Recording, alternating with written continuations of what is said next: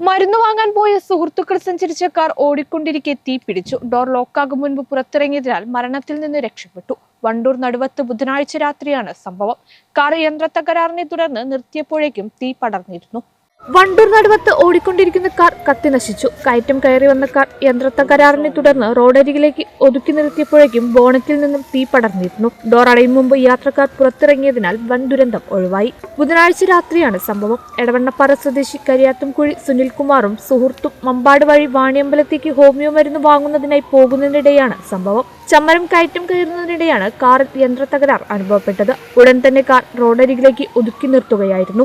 അപ്പോഴേക്കും ബോണറ്റിൽ നിന്നും തീ പടർന്നു. ഡോറുകൾ അടയും മുമ്പേ സുനിൽകുമാറും സുഹൃത്തും പുറത്തിറങ്ങിയതിനാൽ വൻ ദുരന്തം ഒഴിവായി. കാർ പൂർണ്ണമായും കത്തിനശിച്ചു. തൊട്ടടുത്തുള്ള പെട്രോൾ പമ്പിൽ നിന്നും വെള്ളവും ഫയർ എക്സ്റ്റിങ്ക്വിഷറും ഉപയോഗിച്ച് തീ കെടുത്താൻ ശ്രമിച്ചെങ്കിലും ഫലമുണ്ടായില്ല. തിരുവാലിയിൽ നിന്നും ഫയർഫോഴ്സ് എത്തിയപ്പോഴേക്കും കാർ പൂർണ്ണമായും കത്തിനശിച്ചിരുന്നു.